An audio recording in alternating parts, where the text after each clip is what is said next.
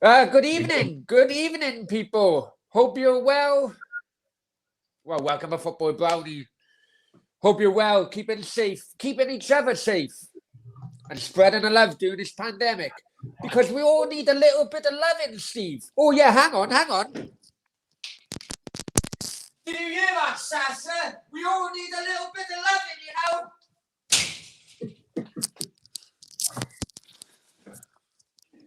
Right, sorry, I'm digressing, Steve. I do apologize. Anyway, oh, I need to calm down now.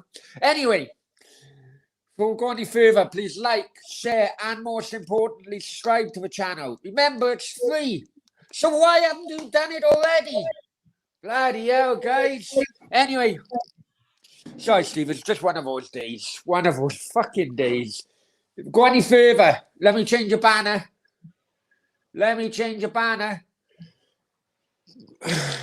We're working with Alan and the guys at thewaytheyarproud.co.uk. They're willing to give you 10% off their clothing range, but you need to put Football with Brownie in the promo code.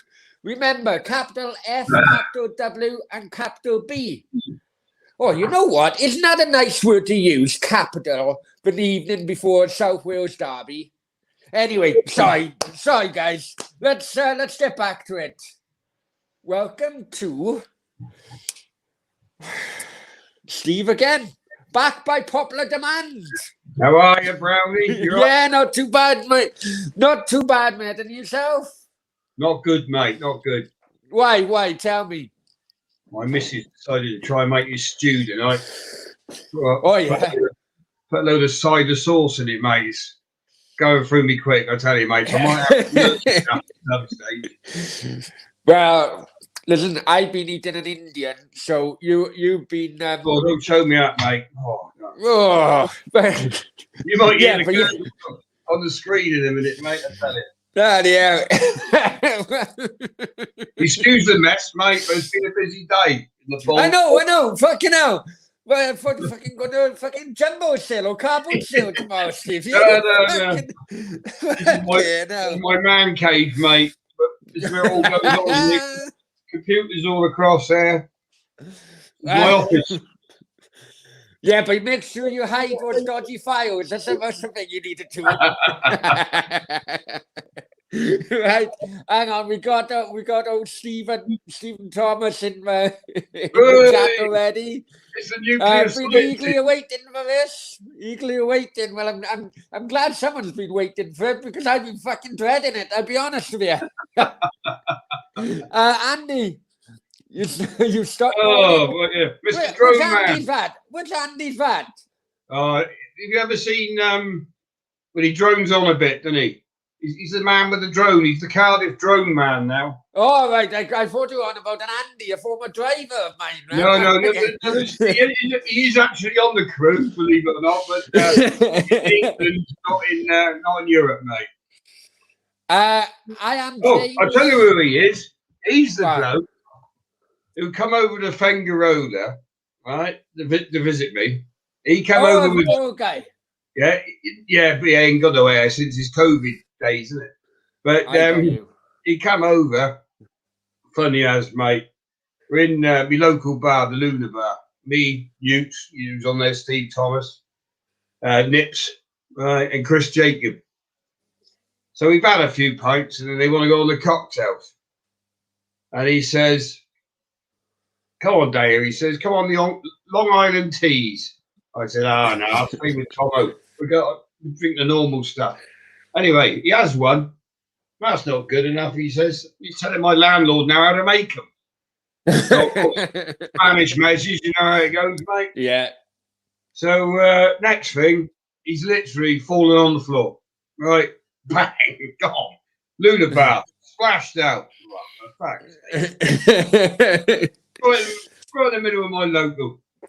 But I was invited. I think that was the time I was invited, but work took over, so sorry I couldn't make it. Yeah, you were invited. Yeah, I know I was. The first round. Anyway, cut a long story short, old Andy there. Right? Yeah. So he goes out, we drag him out for a bit of fresh air, sitting on the old Paseo wall, sea wall, like, what, it's like Fangro there. Yeah. And well, he's falling all over the place, mate. So they're all fuss-assing around over him. I said, lads, this is the way to do it. I can just push him over off the wall onto the beach. Right? That's a fair drop. Yeah, fair drop. But it was a big thump, you know. They felt sorry for him again and put him on a sunbed. So 9 o'clock that morning, I went home to my pad, you know. My missus was out on the balcony, and all she could hear was, Steve!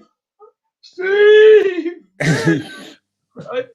And there he was, down on the pavement, mate. Didn't have a clue where he was. Wondering where his phone had gone, wondering where his wallet had gone. But we you know, we looked after him. We took his wallet over and his phone home, you know. Yeah, just fuck all else in it the following day. That's all right. Yeah, but he's a good lad, mate, Andy. Top boy. No worries. Well, welcome, Andy. James said, I've had a Mackies. Now, I got a funny feeling James could be a Swansea fan going on my previous Derby video. I'd be interested to speak to him. So I tell you what, I have gone to my local McDonald's and I had a word with a manager earlier on today. And I said, look, the South Wales Derby, it's Cardiff Swansea tomorrow. If I come in here after my last video, do not sell me any Big Macs because that car valet cost me an absolute fortune the last time. Anyway, Andy's back in. Steve said, still laugh my head off of that. Yeah, he's admitted it now, Andy, you did push him. Off he went. Yeah, I have no sympathy for those cocktail drinkers, mate. You know what I mean? I'm a beer man, you know. Hang on. Oh, yeah. Sorry. It was me who was on the cocktail. Yeah. When we went last time. Anyway, how's your week been, Steve? All right, mate. Yeah, nice and busy. Business has been good. Weather's getting nicer, isn't it? So, well, we're 18 degrees here today, tomorrow, mate. You're about -10, aren't you? What I see. I'm fucking freezing, man. I'm fucking freezing. Fucking hell. No, today is the first day of actually half 10 shutdown over here. Gone up to 10:30. Yeah, I saw that. Yeah. Well, fucking life I lead, eh? The first day from months 10:30, and I'm on a fucking phone to you, talking to you, when everyone's up bloody. That's why she's kicking off. Oh, it's the first night tonight, is it? Yeah, first one tonight. Yeah. Anyway. Fucking sad when you're celebrating being allowed to stay out to 10:30, isn't it? I know. Fucking hell. Steve, listen, we can't go any further at the moment. I just want to, it's a year ago yesterday. I know I done a video yesterday, but all thoughts and well wishes go to Peter Whittingham's family and friends, and you know, it's been. I remember we were talking about it on the day, Steve. And, yeah. Well, and you know, everyone knows my stories. Have you got anything you can share with people shocked, about? Mate. I was really shocked. We broke the story actually on Global 247 News. We were the first people to have the bollocks to print it, to be honest with you. But well, obviously we contacted Cardiff, whatever. We had the nod, and I was just shocked, mate. I can remember actually. I didn't know nothing about it, and I come into the office, and who was a journalist at the time? Well, anyway, the journalist was already online, you know. I looked at my meter to see how many people were watching online. It shot up to like 6,000 a minute. And I was thinking, fucking hell, what's going on here? What's the story? It's fucking done that then. Sorry, 16,000 a minute. And what's that? I looked up, Peter Whittingham, dead. Yeah. So I rang the journal. He was actually in London. And I said, Mike, you sure about Mike Mahoney, that was it? Mike, you sure about this? That was a Cardiff lad. He said, yeah, it's definite, mate. He said, I got it off of, you know, my mate who's an agent who got it off, so, blah, blah, blah. Oh, I was dumbfounded, really, mate, to be honest with you. Yeah. I'd say all thoughts with his friends and family at what must be a tough time because of the anniversary was yesterday. But moving on. I'll tell you what, though, Brownie. What? You don't realise, until these tribute videos all start knocking around, right? You watch him. You remember Peter Whittam, but when you're watching him every week, you forget how good he is. Oh, absolutely. I mean, when you compile it all together, I was watching a decent one. It wasn't yours, but I was watching one about half hour ago when I was sat on the Carsey actually trying to sort out my guts. And incredible, wasn't he? Yeah. But I always remember. You know, you reminded me of now as a West Ham fan. You may not appreciate what I'm going to say here because Trevor he was a top. Wally, He was a top. No, I was going to say Chris Waddle. But Chris Waddle didn't play for West Ham. No, because he was West Ham, because he played for Tottenham. That's where I think you may appreciate it. Yeah. You know, Chris Waddle, where he comes out. Like Chris Waddle. No. But why he used to come across like disinterested, you know, like sometimes during a game, but just that one piece of magic. There's a few players out there with that. They look lazy when they're not. Yeah, exactly. Yeah. That's what I was trying. They're floating on the pitch, really. They're better. That's right. Yeah. I mean, they're better. But I always remember which were a great laugh was after the cup final and Cardiff Pompey. 3:00 in the morning, me and Mojo, rat-assed, right? Edgware Road, get the old kebab in it, in staggers wits, right? when he says, when I tell you this, you've got to remember he was pissed, right? Because he said, just the two people, let's see, he says. I said, where's my son, son? I want a transfer. What do you mean you want a transfer? Nottingham Forest are interested, I want to go there. I'll pay any agent to get me there, he said. Bollocks, he was like, you know. I said, well, what's the matter? I said, you played all right today, all right. I know you lost the cup. I got subbed, he said. I got subbed in the cup final. And we lost. I could have scored, he said. I said, all right, mate. I said, you think it's going to be better fucking Nottingham Forest? Anyway, never mention it again the next time I see you. Because he used to live down by you, didn't he? Yeah. But I always remember the time that he told you to fuck off. You remember that? You had a puncher. You asked him for help. Yeah. I think it's the first time it wasn't one of my vehicles, to be honest. Right. Okay. No, great player. Great. Yeah. No. Definitely. But well, Steve. Nice. You don't get loyalty. You know it. You had dealings in the past with players. You don't get the type of loyalty in which Whittingham give Cardiff in players these days. Yeah, he was a very loyal player, but I think what it was, he loved living in Cardiff. Yeah. I remember when he was it loan or he didn't go out loan, did he? Or when he moved, when he transferred afterwards, or whatever it was. But he didn't move. Do you know what I mean? He commuted back and forth and all back and forth Blackburn, yeah. But he just loved the area.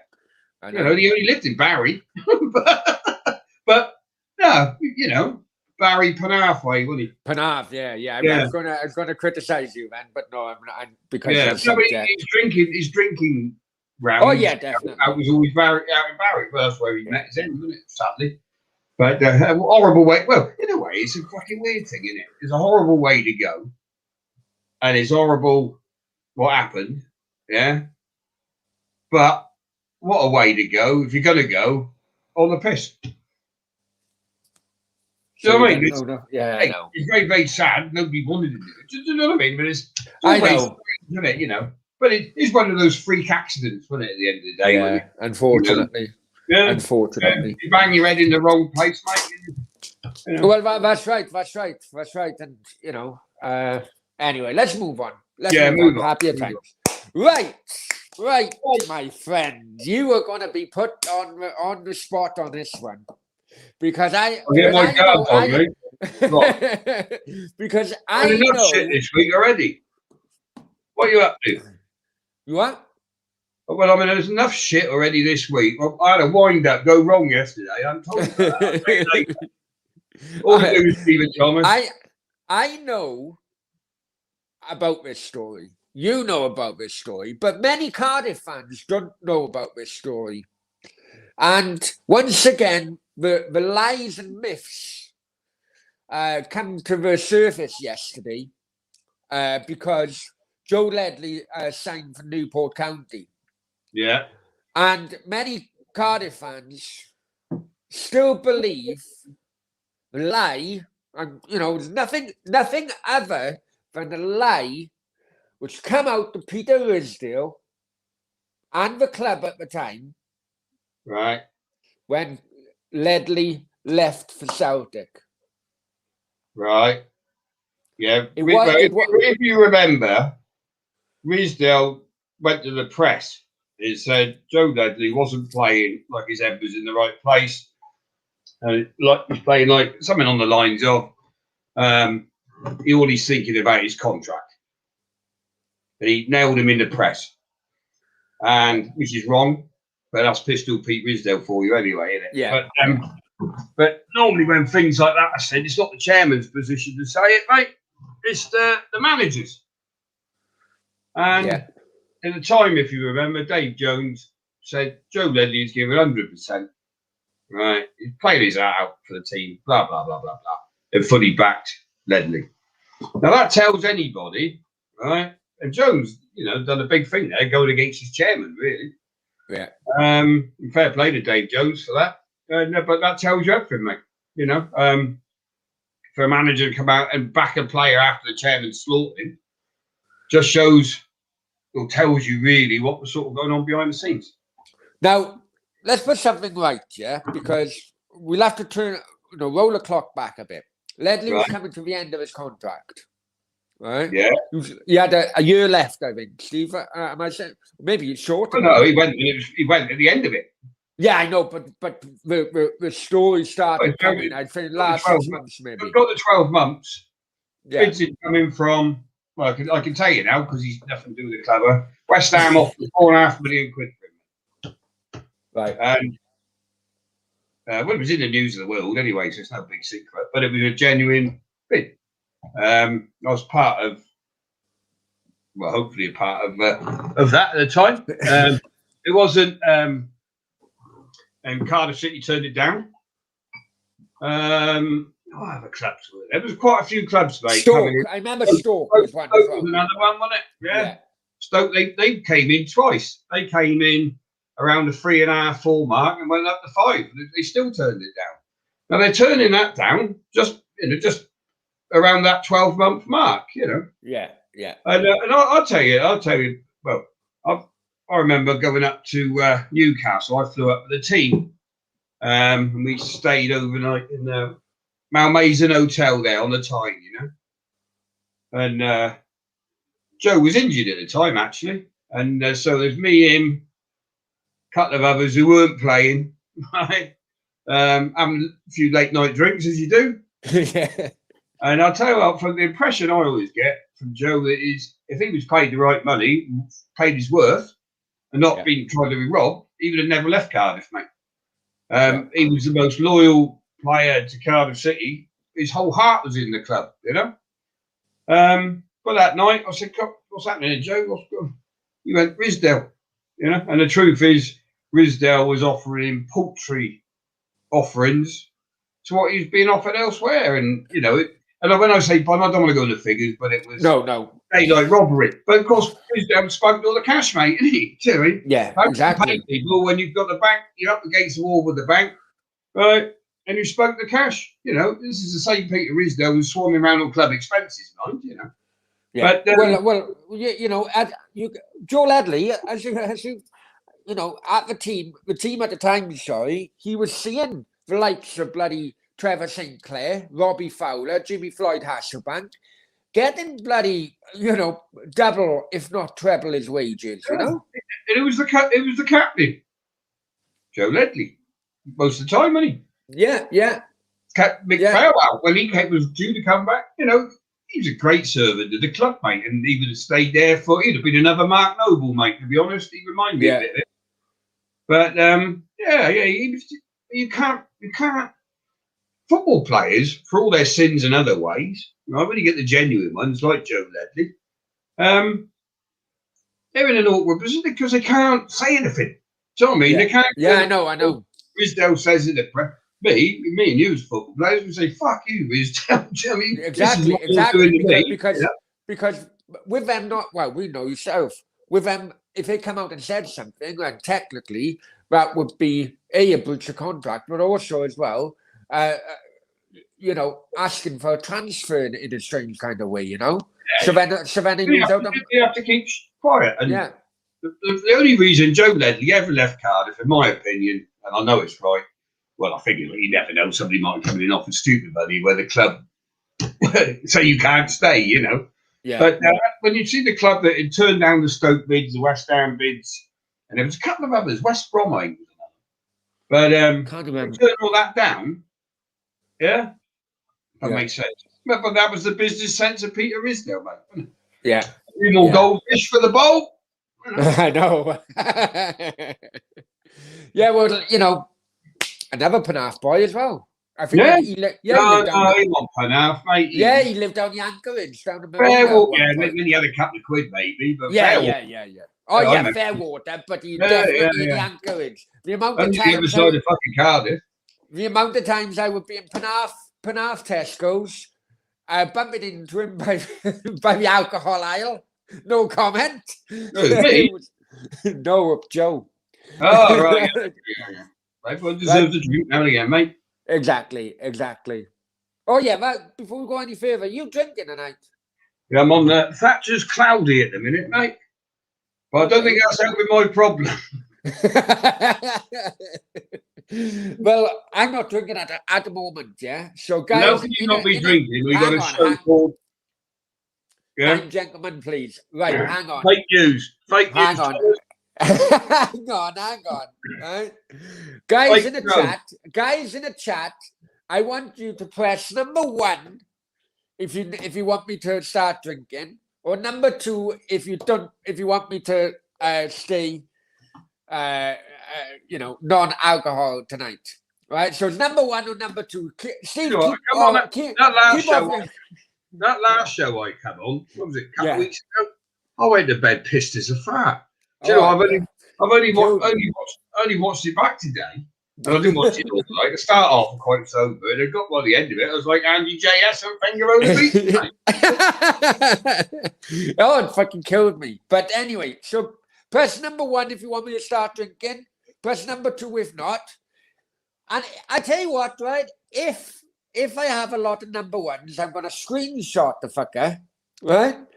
And then when I am declared an alcoholic, I got people to blame then, don't I? I got people to blame. You've been an alcoholic for fucking years, mate. Leave it. Trouble is, you're an alcoholic with a lisp. Fucking murder, you. You cheeky bastard. Anyway, you know, I'm sure Steve will agree. Good luck with Joe Ledley on his move to Newport. As they say, mate, at the end of the day, ex-players and whatever tell you afterwards, tell younger players, don't stop until you really have to stop, because you'll miss it for years afterwards. That's right. Good luck with the bloke. Nick a few quid playing for Newport. He don't. Yeah. I doubt very much he needs the money, you know. So, but you're a long time out of football, aren't you? So I'm really chuffed that he's got a club. He had a little spell in Australia, wasn't it? Yeah, Newcastle Jets, I think he was. Oh, right, okay. Oh, yeah, I think he just came back to Australia. But there was only one bad thing about Joe Ledley. Oh, I thought he was a smashing bloke. But that fucking beard. Oh, he's like a fucking pikey from Swansea, isn't he? You know what? I fucking didn't know where the fuck you were going to go on it. I thought, oh, here we go. Fucking go. There's only one thing about Joe Ledley. I thought, oh, fuck, what's he going to come up with now? No, the only thing, that fucking beard. I know. Well, no, I got. No. It was a proper, like, hillbilly one, wasn't it? You know what I mean? I think he's still got it, isn't he? Yeah, he's still got it. But anyway, good luck. You are watching, Joe. Shave the fucking thing off, you fucking. Right, South Wales Derby tomorrow, Steve. Yeah. And for people who don't fucking know, of all the hundreds, and it is a real interesting fact, let's be honest. It is of all the hundreds of years, you know, Cardiff and Swansea played each other in the league, and No one has ever done the double in the same season. That's astonishing, really. Amazing, really, isn't it? Yeah, I know there's been a number of years in which one team has been but most years they were above you, weren't they, to be fair? Or was it the other way around? Who's been up the top? Well, when I first started sport, they were above, and then it changed then, didn't it? It changed at the Tony Petty era. No, when he nearly, yeah. It's a shame he didn't stay, really. And the Samaman era, it changed. So there has been, I'm not saying there's been a constant. What does Sam say? Swansea will be our feeder club. Our little cousin. But yeah. Anyway, now Swansea. Yeah, he did say that actually, didn't he? Yeah. He did. He went down to I can remember him going down to Swansea for. He used to go around Cardiff area doing his fans' meetings. He said, "Take us down Swansea." I said, "You fucking mad, Sam." No, baby, get me to Swansea. Set it up. So he did. Rocky, to be fair to them, they did listen a little bit. Well, what? Who else would have done that? You know what I mean? I remember paying for their coaches in the FAW Cup final. Remember? You know what? I nearly killed Andy Legg that night. Actually, me, Anis, and I was in one of me 4x4 thingies, and Leggy was in the back because we took Leggy for protection because he played for Swansea. And the fucking door come open on the motorway, and Leggy nearly fell out by accident. Oh fuck, like somehow the fucking Swansea, and Leggy's nearly fucking flying across the M4. This is going to go down well, isn't it? But what do you think tomorrow, Steve? Truthfully, I think Cardiff will win it, mate. I think, and I'll tell you why I think. Mick McCarthy's got to win sooner or later since signing his contract. That's the first one, right? Because he hasn't won a game since he signed his long-term deal. I know, that's right. Let's not take it Greg, right? But you got your out there. But I haven't just gone. I think Cardiff will nick it 1-0. And I'll tell you the score. It'll be Kiefer Moore in the 75th minute from a set piece. Put your money on that, Sam. Oh, hey, people, before you put your money on it, I know. Swansea's stuttering, mate. Cardiff now know they're out of the playoffs, mate. It ain't going to happen. I think you got to win. You got to win 7 out of 9, and 7 out of 10 to get in the playoffs. Really, in realistic terms. Swansea, couple of bad results lately, haven't they?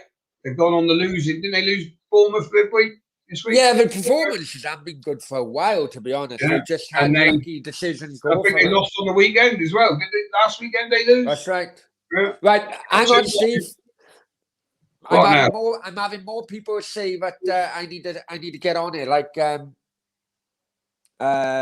Steve and Greg as well. Greg saying get on it, Brownie. I like old Greg either. Right, I know. So let me just pour myself a vino blanco, and then you're on the fucking wine, you fucking puff.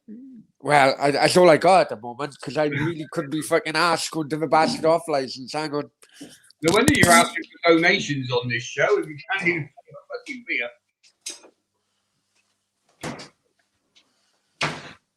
He doesn't even know what fucking cupboard's in there.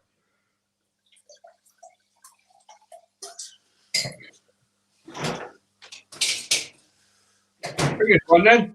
Rahita puta! Fucking woman. Fucking woman. Oh, sorry, man. Why are you speaking Spanish when she's Because we speak to each other in Spanish. Because my Russian speak fucking Spanish. Leave it out. Leave it out. A few lines that you should knock out with the punches. That's it. Leave it out. Right. Come on, let's hear your Spanish. Right. Live on air. Oh, fuck off. Right. tomorrow. Rumbled. No, I'm not rumbled. I just can't be fucking arsed with your wind-ups. Right. I am the man and I eat apples. You are what? Right, I am the man. Hang on, let's go through these comments first. Okay. Right. You push me. Right. Come on. Right. Greg says Mr. D, West Ham. Up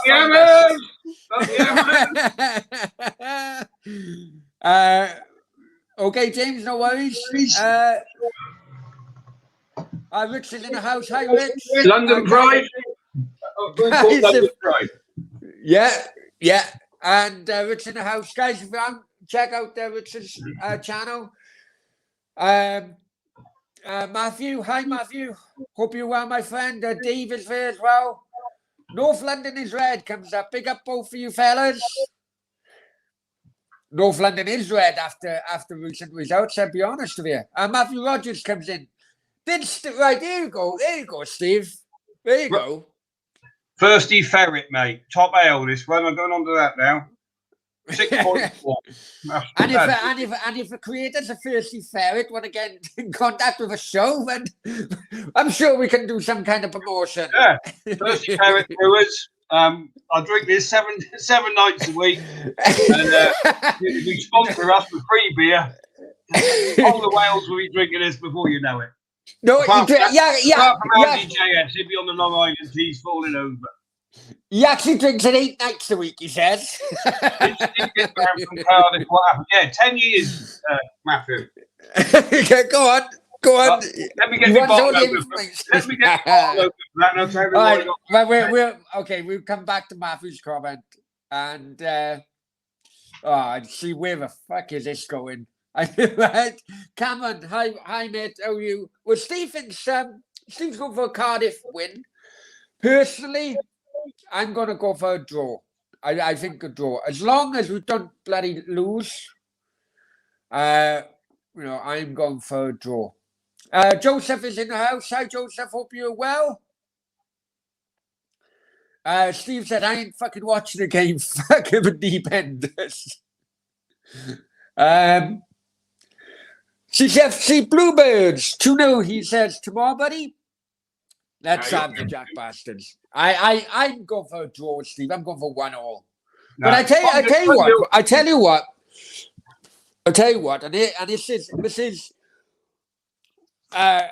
this is kind of like Don't forget, Thirsty Ferret. Thirsty Ferret.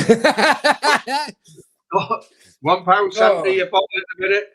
4 for a £5 in Tesco's. So Thirsty Ferret, if you watch him, what brewery is it? We'll email him out to send him a copy. Hey, and Tesco's if you watch it as well. We can do more. And Tesco's, yeah. And Uber that I took to get there. I get the Tesco's. Right.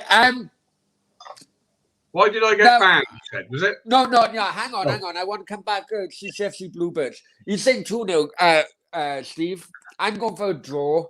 You said Cardiff win as well. But I tell you what, Steve. Yeah, I was watching Mick McCarthy's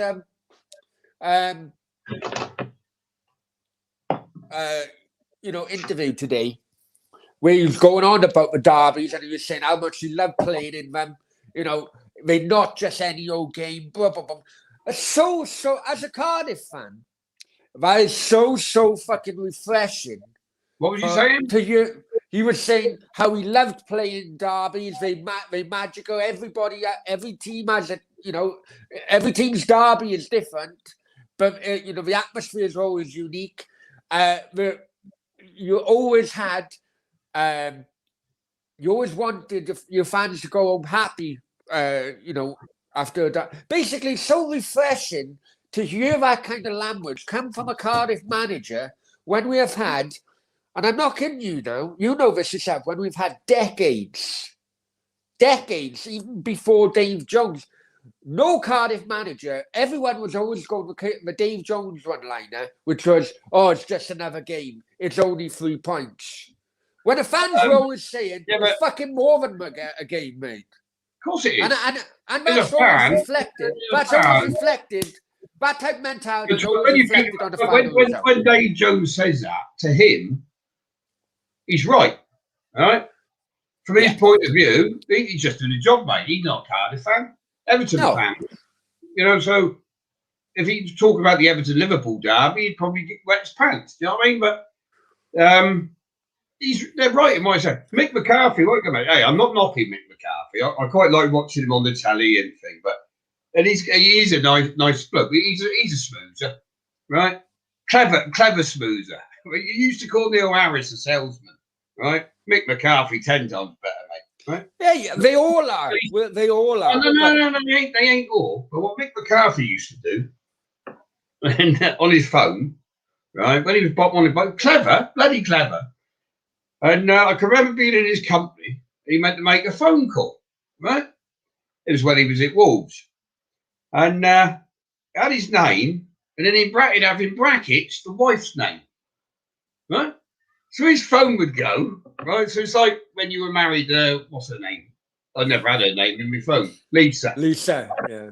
So you'd ring me, go, Browner, in brackets, hiya, Brownie. So if I wanted something, how's Lisa? How's she keeping? Yeah? Clever, really. And I've copied it ever since. I know everybody's wife's name now. But apart from yours, because you ain't got one. But, well, rusty. But yeah. But you, from a fan's point of view, he's telling fans what fans want to hear, which is good. Exactly. Which is good. Because it is what fans want. Yeah. Yes. You can't beat a proper derby game, can you? Do you know what I mean? But the thing is, Steve, the thing is, that kind of mentality, that kind of relaxed mentality by former Cardiff managers approaching a derby, that mentality is all, apart from one or two, the Bellamy screamer. It's a shame there's no crowd. It's just fire. Comments like that fire it all up. But also as well, I think our relaxed mentality is too many times come across and shown in the actual final result of these games. Because let's be honest, Cardiff haven't had a better of the results for many years. No, you're right. But let's go back to let's go back. If everybody puts on a fiver, 1-0, 75 minutes, keep the ball, right? You'll all be a fiver fucking short. Don't get 10%, right? When you all go big and winning that. You'll be a fiver short come 6 o'clock on fucking Saturday. No. Right. Kiefer Moore, right? I used to see Kiefer Moore play for when he was at Dorchester Town, right?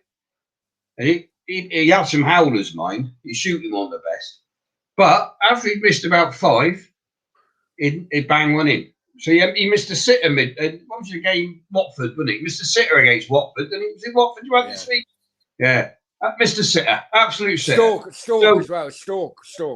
Well, he's had 2 then. The guy don't obviously watch it as much these days. But 2 sitters, mate, is his turn to put one in the back of the net. You wait and see. Right, Matthew Rogers, let's go back to Matthew's point then. Right. Did you get banned from Cardiff? What happened? Now, there's always rumours about the reason why Steve got banned from Cardiff, but what was the rumours then? I never heard the rumours. No. I heard the rumours on the ones Rizdale tried to get me banned, but that's another story for another day. But the fire alarms at the team hotel caught them out with Kipper lying. Anyway, we won't go into that one. Rizdale lied.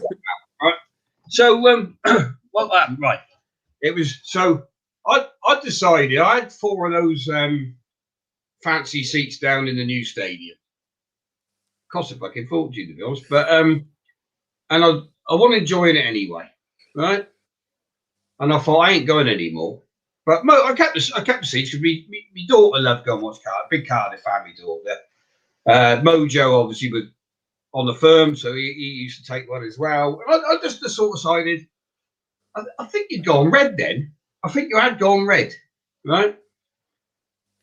And it was the first game of the season. West Ham had been relegated, and we drew Cardiff for the first. I say draw. The fixtures come out. Yeah. It was West Ham United Cardiff. I thought, fucking brilliant. Right? Fucking give them a right hammer in at the start. And so, if you remember, it was Malky Mackay. Yeah, it was red. This is Malky Mackay. Yeah. It was his first game. would have been his first. I'm sure it would have been his first game, wouldn't it? Yeah, it was a championship game. Anyway, so I saw you were in red. Maybe you weren't in red then. No, you were playing away, weren't you? So you were in blue. That's why. No, we're in white. We're in white. Was that the Kenny Miller? Kenny Miller scores at the end. Yeah. We were playing in white then. I remember. So it was a championship game, wasn't it? Yeah. So it was a championship game after we'd been. Anyway, cut a long story short. Alex, well, they had all got sacked, right? Obviously, Jonesy just had the sack, and he was in the pundit's box that day. And his sidekick, his big mate, Alex Armstrong, big mate of mine. His daughter worked for me. So he was pissed off about getting a sack. Obviously, they didn't feel that they should have had the sack and the usual bitterness. And I said, oh, well. I said, I'll tell you what. I said, I'll bring my stand. We'll wind them up. He said, what do you mean? I said, well, you and Dave come with me, right, and Mojo, yeah? And I'll take you in the director's box, right? So the manager's just been sacked in Armstrong would be with me in the West Ham side of the director's box. And then obviously you got the lounge and all the rest. Yeah. So I said, I'll tell you what. So Jonesy couldn't come, right, because he was doing the Sky. He commentated on the game, the Sky. And I'd fallen out with Jones for years, but we'd only just made up. Right? That's not, you know, that's nothing new. You've fallen out with anyway, people. I offered him a fight that time, didn't I? But so that's what we do. So get to so my son, who's obviously a big West Ham fan, George, Mojo, me, Alex, and my daughter. Right? He blanked off it. He always turns the screen off, doesn't he? No. That bloody my nose is running after that Indian. You need a bigger tissue than that, son. Yeah, I know. So I said, I looked at the hotel prices and whatever. I thought I'd treat everybody in it. So I booked the 4 seasons on Canary Wharf, right? By the O2 there, innit? Yeah. So afternoon drinks, so we get up there like Sunday. That's right. It was a Sunday kickoff, 12 o'clock. So I said, right, we'll go out early, go out mid-Saturday afternoon, get there for watch football on the telly and whatever and so forth.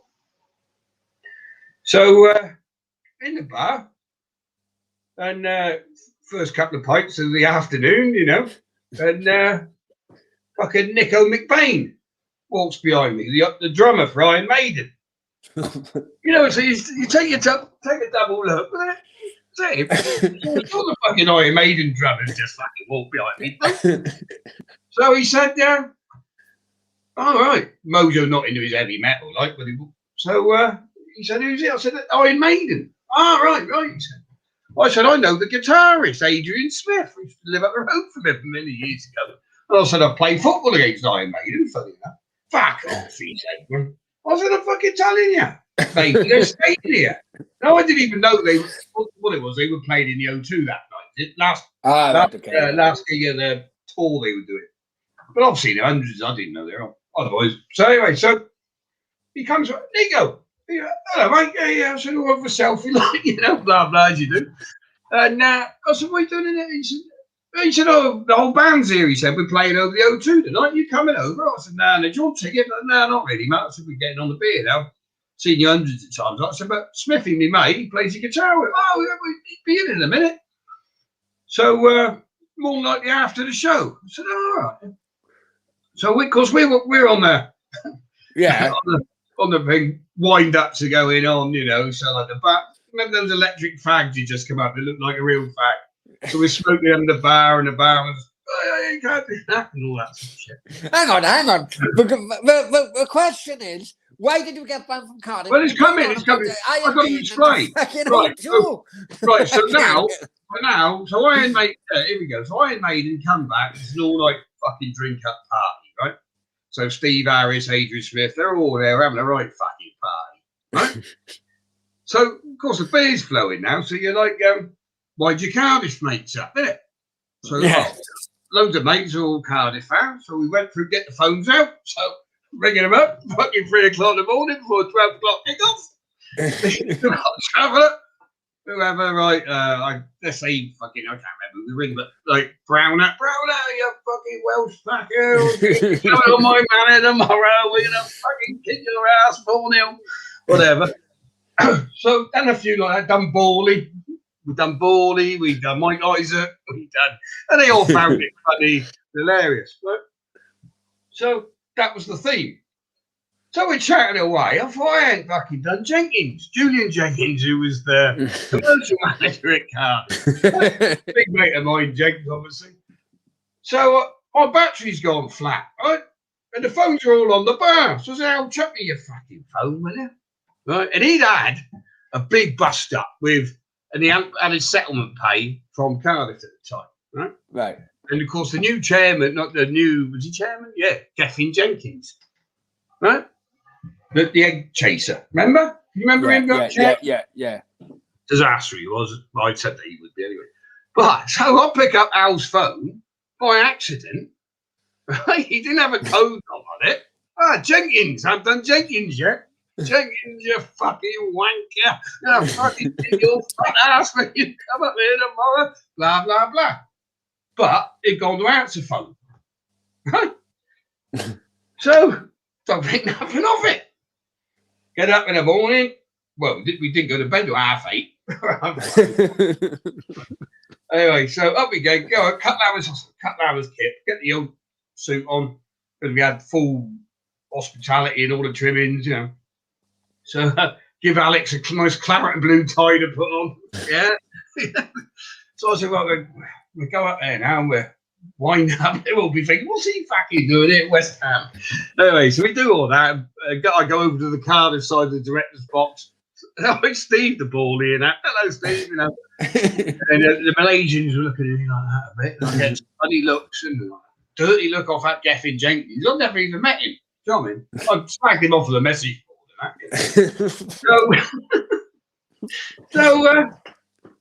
Anyway, the game goes on, doesn't it? And nothing's really said at half time when you go for your pint or whatever. And it's a bit frosty, like, you know. And and then fucking Kenny Miller scored. Was it the 90th minute? Fucking lost. Right, fucking lost. So we come down out the director's box, and then but Matt Gabb used to follow Wales and Cardiff. And hey, hang on now. We said it's going to be a time frame on this show. We're in the pub, mate. We're in the pub. Fucking hell. You know, I can't get a fucking drink in here. But, anyway, so as we jumped in the car, I couldn't drive. I can't remember. We had to drive home. Might be Mojo. But phone goes right in the car, and it was the copper. Not Chivers. One of the car, I can't think his name. Might have been Chivers actually. And he said, "Hello, Gethin." Right? Oh, I said, "Pardon?" He said, "Gethin Jenkins." I said, "No, Steve Day." He said, "Steve, I want to speak to you." I said, "All right." I can't remember his copper. I'm sure it was Chivers. But he said, I need to come and see you. What's your whereabouts? I said, what do you want to see me for, Chivers? He said, we've got a serious complaint of death threats, right? Jeffrey Jenkins asked, I can have this fucker for slacking me off on this message board. I said, what are you on about? He said, well, can I come and see you tomorrow? Are you going to be back in Cardiff? Or I said, I'll be in the office tomorrow down in we had the warehouse over in Lancaster. So I said, I'll be in the office in the thing, come over. And I said, nothing of it. I didn't think. See? But I still haven't, because you know what's like, you're pissed, you forgot what you've done, haven't you? I remembered like phoning up Borley, but other people. So anyway, Chivers come to the office the next day and he said, Steve, you've got a problem. I've just come from the club. I said, right, yeah. And that's right. I'd said a little bit what I'd done earlier in the morning on the phone. He said, what time? We made the time. What's all this about it? He said, well, you run Gethin Jenkins and you've done this and that. And I said, no, I haven't. So anyway, he come over to the office and he said, he said, and there was a game. It was a Tuesday because it was the Carling Cup game the next night, actually. And just get to the fucking. hang on, but it all fits in. It doesn't. Why the fuck are you made this involved? I don't know. Well, we're there. We're on the piss for me. Oh. So, cut a long story short, anyway, then. He'd been down and interviewed Julian Jenkins. I said, yeah, Steve's me mate. Like, you know, he's always calling me a fat fucker and whatever. And I said, he was a generally wrong person. He said, well, that's not going to stand in court, is it, Mr. Day? He said. I said, well, of course it'll stand in fucking court. If it comes to that fucking much, he wants to press fucking charges. He said, he won't win that court. Nor your CPS. He said, well, how'd you work that out? He said, we got you on voicemail. Blah, blah, blah, blah. I said, do I say Geffin? He said, well, no. So, Jenkins. Right? Yeah, but how could we prove? I said, well, probably the same way you left a message on my phone asking if, hello, Geffin Jenkins, when you wanted to ring Steve Day. Oh. I said, well, you're going to look a bit fucking stupid in court, here, you daft fucker. Do you know what I mean? Well, I'll bring that up. You know, you can make that mistake. You've made the same mistake as I have. Boom, boom, and that's it. Is it? No. Fucking hell. He tries stitching me up. But anyway, so I get a 5-year ban, right? So anyway, he tries stitching me up with the ban, right? Because when you had those fancy seats, you went through the main doors and all the shit there. Yeah. Right? So on the day of the game, which is the next day, but 4 seats of my seats I want using, I'd already given them to other people, and I forgot Mojo didn't have a seat. So I ring Sean Connolly, the fucking fitness coach. Hey, Sean, do us a favour, leave a ticket on the door for us, mate, for the lounge. Like, yeah, no problem. I'll go sort it out. I'll give you a ring back. So he goes down and goes, yeah, what the fuck have you done? He said. I said, what do you mean? He said, there's a strict instruction around the club. If Steve Day asks any tickets, right, well, you'll be fined. Right? So I thought, crafty bastard. Yeah, I didn't know I'd been banned by that, mate. So he was hoping I was going to go on the ground and go, no, you can't go near your band in front of everybody. Because I won't go in because I've given up going. So anyway, I had a 5-year ban. Next day, you get a letter come through. You're banned for 5 years for verbally abusing members of Cardiff City staff, if you think you need to get a sheet with it, if you want to appeal, right, contact us and fill in a form. So I emailed him, got the letter, I thought, fucker. So I sent him an email back. I said, I will, Mr. Jenkins, I said, I wish to appeal. Right? He come back and he said, all smarmy on his fucking email, keyboard warrior. He said, and what grounds do you think you have for appeal? We have all what you did on tape. Blah, blah, blah, blah. I said, because you've made a mistake. I said, I don't want 5 years. I want to appeal for 10. Right? Because the club fucking is falling apart, Malaysians and all that, blah, blah, blah. So he come back, email, right, 10 years. There you go, have it. So thank you very much. But you know what? After that longest of fucking stories, right? Yeah. Fucking hell. Really smashed so bloody our time still to bits. Don't worry about it. Hang on, this actually brings back to one trick you done on me. What was that one? The one where you sent me a letter saying that I was banned from a city or something. And then I remember season ticket. something like I can't remember. Just you, mate. I've done it to everyone. Yeah, I know it was a few. But you signed it off, Julian Jenkins. No, Wayne Nash. Wayne Nash, that's right. Wayne Nash. That's right. And I went fucking mental. I went, I was on the phone and I was like, let me speak to Wayne Nash. You were the only one, mate. Poor old Wayne Nash. Yeah. Well, it was. The kids showed me I was sat having a coffee in Calgary, I was living there at the time. And one of my kids said, hey, look at these, Dad, you can send spoof text messages. I said, they don't know where they come from, right? You have to buy them, they said. So, all right.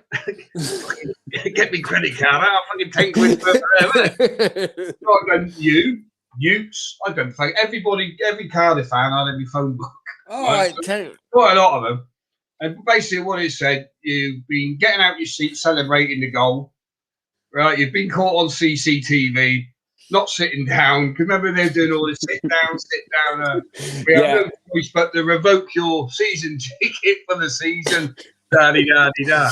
Fucking old Duke, he went fucking mental on one. And it was, everybody did it. If you have an issue, please call me Wayne Nash. Right? And I put Nash's fucking number at the bottom. Yeah. Fired it off, Yeah, because I remember I was going, I ringing a club, and I went through to Julian. I was going mental on him, right? And I turned around and said, Adam, you've been done on a joke. You've been done over by Steve D. And the moment he said that, I was just gobsmacked. I was like, I was sitting in a coffee shop. Sorry, sorry, mama. First place everybody hit in them days was the message board, wasn't it? Yeah, so on the black white, watching the message board go in the mail. And somebody said, "Look, I'm at this fucking Waiting House." Because there's a big thing at the time about people standing up in their seats. That's right. So I threw that into the text message, and of course they all uproar. Sorry, go back to it, chat. Sam's in the house. Hello, Sam. You right, mate? Hi, mate. Hope you well, Sam. And he says, "Oh, does she speak gold digger language?" Oh, she does. No comment. Yeah. Oh, he turned up to me up in Bengaluru. That's right. Yeah, go on. Yeah. First thing he said, "Daya, you couldn't lend me fucking 50 quid." What for? He said, "The Russians got me wallet." That's true story. So I didn't lend him 50 quid because he fucking slide past the pay on his phone. Yeah, that is right. Greg, has Daya ever hired there you go. Has Daya ever hired any ex-house as a dodgy driver for furniture hands in Spain? Yes, Greg. It was a fucking nightmare, mate. But, Greg, there's one thing, if you didn't watch the other show the other night, I don't know if you told the story, Brownie used to smash all my wing mirrors off. Whenever a country went, the wing mirrors went missing, mate. Brown would come back, no wing mirrors. And we had a it was costing me a fucking fortune. They were like €150 a pop. And, it wasn't me. So I said to I am an innocent man. I said to Enrique, who's working in my warehouse. Enrique, we've got to stitch the ground up today. How are we going to do it? I said, well, look, he's got a Gibraltar. Right. So we made up this great big fucking sign, because obviously in Gibraltar they hate the Spanish and blah, blah, blah. And they made up this great big sign when he went over the border on the back of the van. Viva España. Spain will get his rock back. Fucking check his bricks out. That was the only time he come back with a wing mirror. But there we go.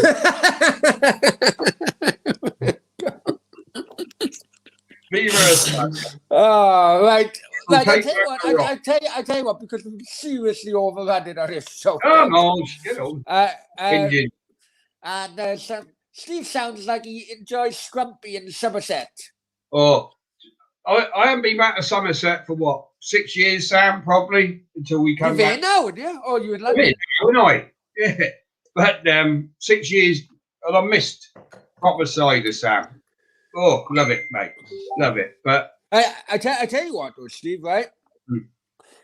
You can't beat the cider they have in like non-league grounds in the Somerset area. You know, Julian Jenkins, talking to commercial directors in Cardiff City, was in a caravan in Weymouth. He bought the old barrel, mini barrel of the plastic container. This is come off the motorway by Taunton. Stayed in a car. He got on it. Bought the rough stuff. He said, "Go on it." Walking across Weymouth campsite. Right? Next morning, he was feeling rough because you got to be accustomed to it. Right? You got to take it gradually. I don't drink it that often, but and literally the shit fell out his ass, mate. It was all down his legs. He had these light-coloured, what would you call them, chinos? Right? It was all caked there. He just couldn't control his ass. It was gone. And he was, you know, it can really do you. But yeah, it can. No, I remember, you know, sometimes if I needed to, I'd go to maybe Dorchester. You right? Western Supermare was another one. You know, where if Murphy was playing away or something, get on the side of fun. Yeah. Oh, definitely. Yeovil as well. You're free from 5 minutes from here. You know, 3 different ones. Right. What people don't know, but we also can have a shared interest. Well, technically, I mean, my interest in it has dwindled since I come over to Spain, because it used to be something which me and Lisa were both interested in. But it's actually motor racing, Steve, isn't it? You know, I'm more of you're more of F1 as well. Oh yeah, with the agency, we used to do work in F1. Yeah. You know, so people don't really know that you know, with some interesting stories, let's just say, about. You're trying to get something here. What are you up to? No. It's some interesting stories. Hang on. Basically, we're both F1 fans. You've been going F1 far longer than what I ever did. Well, I used to go with the teams. But you know, so you know, so okay. What's the worst crash you've ever seen, Steve? Okay, now, well, the worst one in Formula One would have been Ayrton Senna. Yeah. Were you there? Were you in it? Imola. Yeah. Well, eerie. The nearest thing I can ever compare that thing, Howard, was two most eeriest things was Imola, 94, I think it was, and go to Auschwitz. They're the two most things I ever found the eeriest in my life. Ayrton Senna that day didn't want to drive the car because if I remember correctly, hang on, Barrichello first in practice on the Friday had a nasty smash. Yeah, lucky to get out of that. He was Roland Ratzenberger. And that was bad. And then obviously on a Sunday at the centre. But what actually happened, I don't know if people know, but they'd re-welded the steering rod, right? So when he was sat, because he just joined Williams, obviously, hadn't he? And they hadn't fixed the car right. He wanted more the steering wheel nearer him, right? So they extended the steering rod and welded it, right? But when he come around that bend at 210 miles an hour, the steering wheel come off in his hand, right? So when he went in, the steering rod went straight through his helmet, straight through his head. So he wasn't instantly dead, but he was brain dead, obviously. Yeah, well, what a good day, mate. What a good day. But the worst crash I was ever in my motor racing days would have been Greg Moore in IndyCar racing in America, because I went over to the States a couple of years to do that as well. Yeah. And that was, and what had happened with him, and he'd been told not to drive. In the day before, he was driving, they're driving little scooters down the pit lane. And IndyCar is far more dangerous than Formula One, especially today. Yeah. It was then as well, man. But it's all more laid back, right? And he was driving his scooter down through the pit lane. And he got knocked off his scooter. Wasn't he, like 20 miles an hour? But he fractured his wrist. Now, in Formula One, he'd never been allowed to drive, right? But he went to the medic centre, plastered it all up, and he says, it's up to you if you drive or not, And, it was one of those thin cast plasters, And the whole team said to him, no, don't drive. His parents were there as well. Oh, he's only a youngster, about 22 years. And when he was coming off the fourth turn, 240, and his wrist gave way. So the car flipped, goes up in the air, But if you want to see it, go on YouTube. Greg Moore dies in car crash. But it was like it happened in slow motion. And so we were working with that team, right?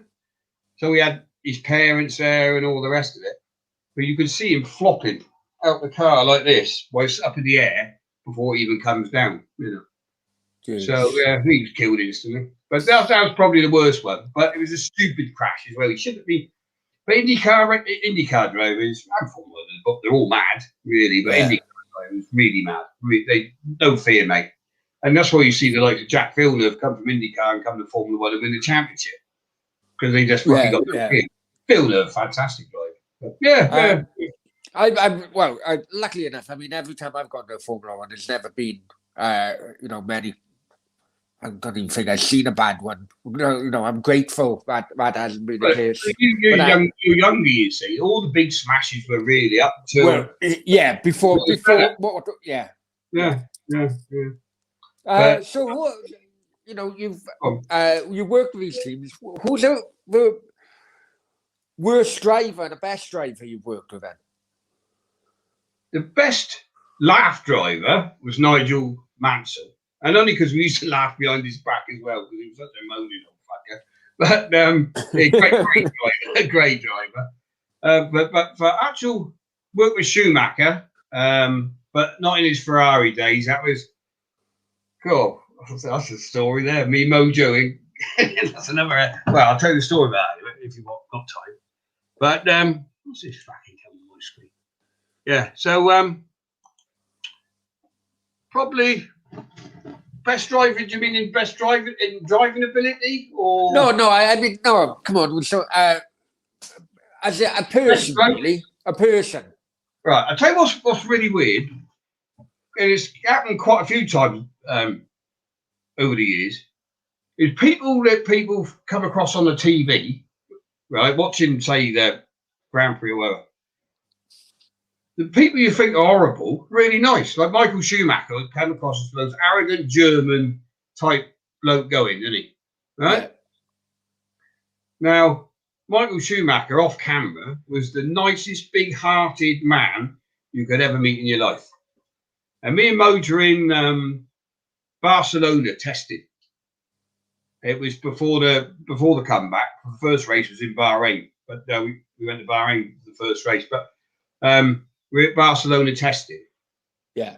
And then we used to have a security geezer. We used to call him Righty because he looked like Ian Wright. He's actually still on the circuit. He's Red Bull now. But so obviously there's less people at testing, but they still want to come get nearer the back of the garages or whatever. So we've gone past Righty. Righty's keeping the crowd back. And we're just going in to see Jock Clear, who was the head engineer at Mercedes. He just switched with Mercedes, but because they were the Brawn team obviously before. So I went to see Jock. I haven't seen Jock for a while, not since Singapore when they were the Brawn team. Anyway, so with that, this lad, he must have been about 12, 13, I'd say, black lad, and he had terrible cerebral palsy, mate. His arm was all around here. And he had this great big fucking huge book under his arm. I said, "You're right there, mate," because I thought he was struggling to carry the book. Like, I said, "You're right, mate." Yeah. He said, "I was hoping I could see Michael Schumacher. He's my hero." Right? So I said, "Where is he, Righty?" He said, "He's up in the debriefing room. We got upstairs up the debriefing room." He said, "How long have we been in?" He said, "He'd be probably 20 minutes, half hour." I said, "He's going to be 20 minutes, half hour, mate, and he might be busy." Do you know what I mean? But I knew. So as the debriefing was finishing, we could see Ross Brawn and whatever. Yeah. And I nipped up the stairs. I said, "Mick," I said, "there's a young lad down there. I don't know what it's in it. He's got this great big book, but he doesn't look that right, He's not best of health." "Oh, no problem." He said, "No problem. Do me a favour." He said, "Tell Righty to keep the crowd back for the autographs." Right? So he shot down the stairs and he went straight up to this kid. And this kid, now the queue's forming for autographs and photos of Schumacher. Right? He opens up this book and he's got photos, hundreds of photos of Schumacher. and he'd go to all the races, take his photos himself and all the rest of it. And he had never had an autograph, never had it signed, so he'd come to test it. And Schumacher signed every photo, right? And it went on for about a good hour and 20 minutes. Yeah. And right, all the fans had to wait. He was determined to sign every photo in that book for this lad. Yeah. And then he said, Daya, take him round the garage while I do the autographs. Right? No problem, Jock. So Jock was like, fuck, I was stripping the car. We had me mojing him and took him around the garage and that. And made his life. Probably made his life. But that was Michael Schumacher all over. If you've seen him on a telly, you think, arrogant. You know what I mean? Yeah. But that, great. Now I do remember, very good. More than likely, worst, but you said worst as well. Yeah, worst. Sorry, worst. Yeah, go on.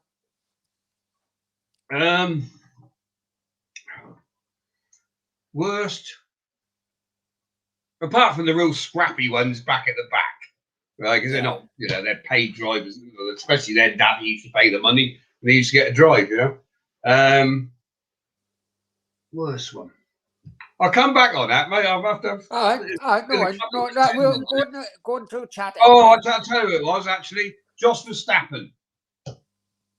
His son's really good, Max Verstappen, but Max Verstappen, yeah. I like Max Verstappen, yeah. Right, okay. Greg Davis, with Sidon Forest Green was good. Me and Pete from Chasetown. I know Pete. I know Pete, the dog. Yeah, the dogs. Yeah, that's right. Till I got pulled by Chivers. Pulled by Chivers for fighting at the cricket a few weeks before. Oh, we always used to have great days in the cricket. Chivers again. Did he retire yet? I hope so. He could be watching. We'll move on. Chivers, this is Marbella, really, not Somerset. Right. Sam, F1 is too much of technology and engineering these days, hardly any overtaking. It's only with that DRS system they overtake now. It's boring. I miss the 90s with Mansell and Senna. Sam's actually bang on the money there. In a way, yeah, right. I do agree with you, Sam. I said it's not the same as when they used to race. Nowhere near it. It did get boring. And the engines again, now they're hybrid engines and all that. The noise is gone and the power and the thrust. Yeah. But and you're right about the DRS as well. It's the trouble is they keep changing the fucking regulations. Like the DRS system was brought in to actually bring in more overtaking. Of course, they find ways around it all the time, and they change the laws and all the rest of it. But what I'd say, right, is when you're at a race, it's not like football. Football's different, obviously, when you're at the game. But with motorsport, is totally different on a telly. You can sit there, and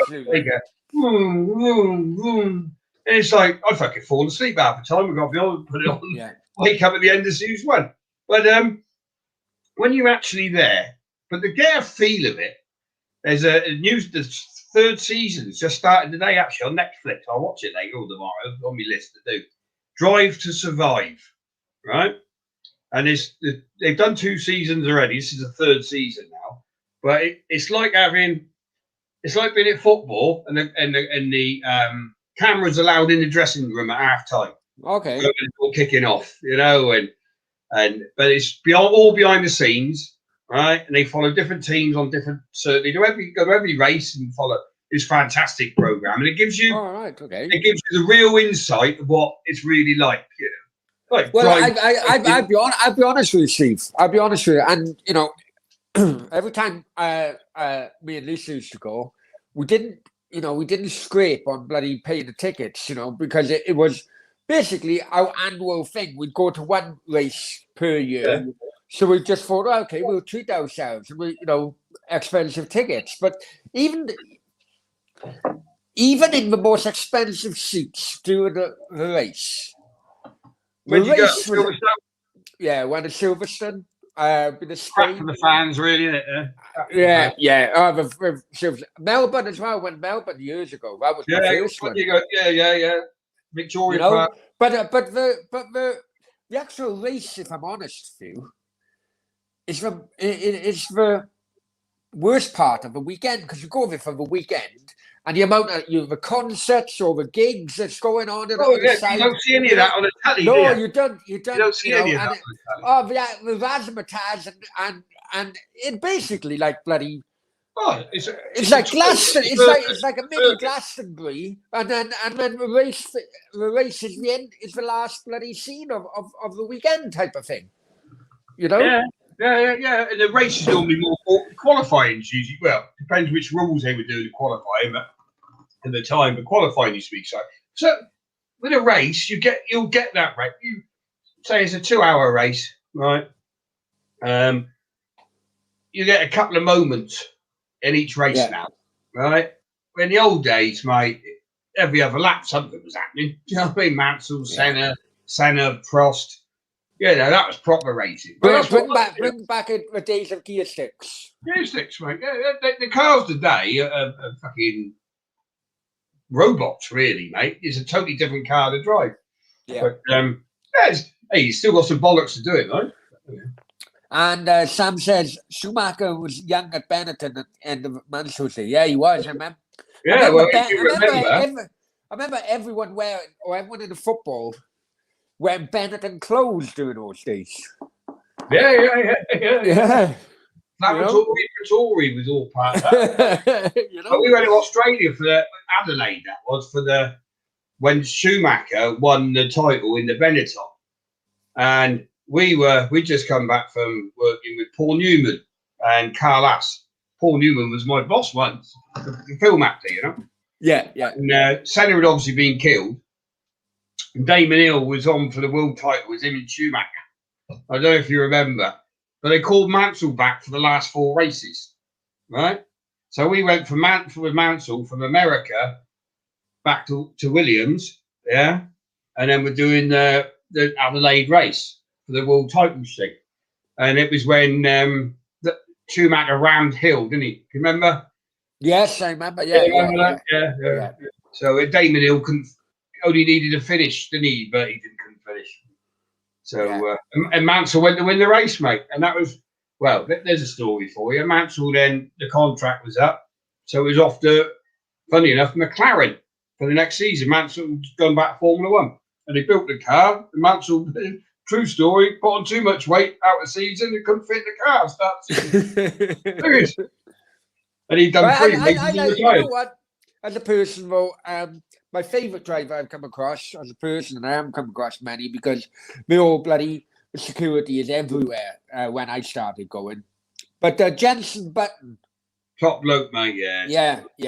Down to earth, very down to earth. I tell you what, a top bloke, mate. Jenson Button from just down the road here, but through. But his dad, John Button, what a fucking laugh he is, mate. Well, yeah. Because fantastic.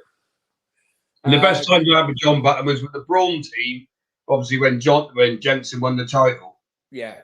And we've done fucking stories about him, mate, I tell you. You asked both of your Christmas emoji to see John Button. Fucking what a laugh. And we've got Andrew. Andrew's in the house, Steve. Nipsey's in. He was one of the Angarola crew, fighting in the for 4 days. Local had all the exclusives there.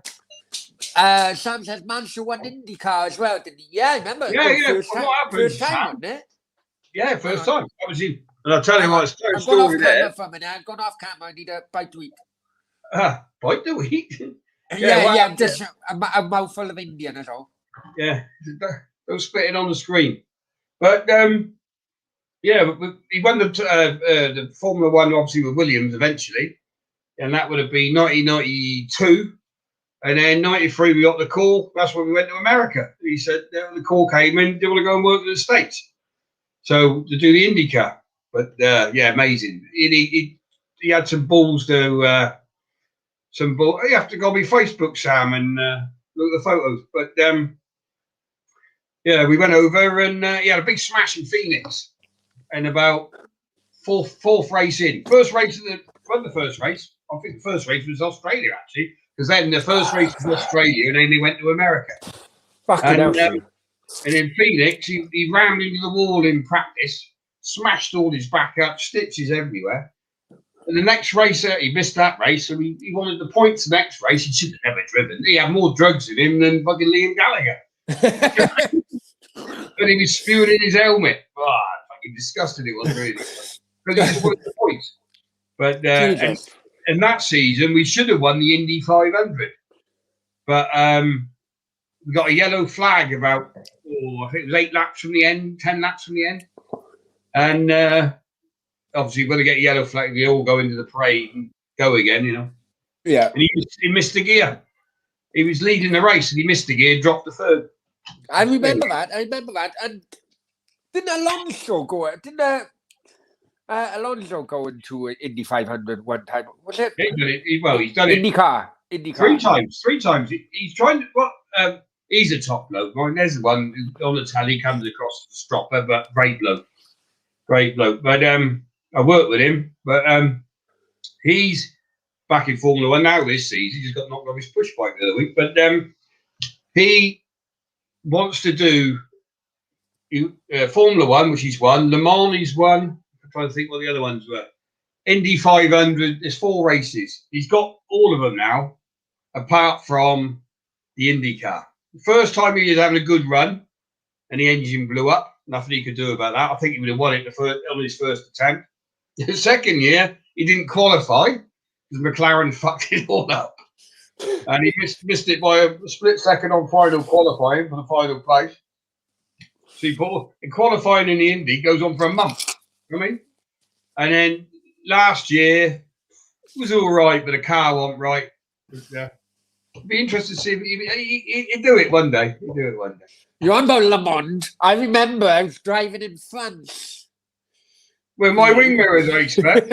I can remember my fucking fan going around Monaco. Monaco? Yeah. You sending me photos of doing fucking near enough wheelies going around the court. I've still got those photos. I sent him my wingman. Delivery van going around the chicane.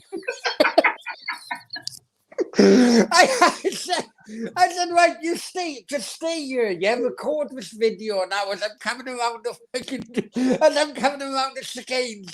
Steve will love this for his advertising campaign. Your co-pilot, Andy Kernan, is going through the tunnel.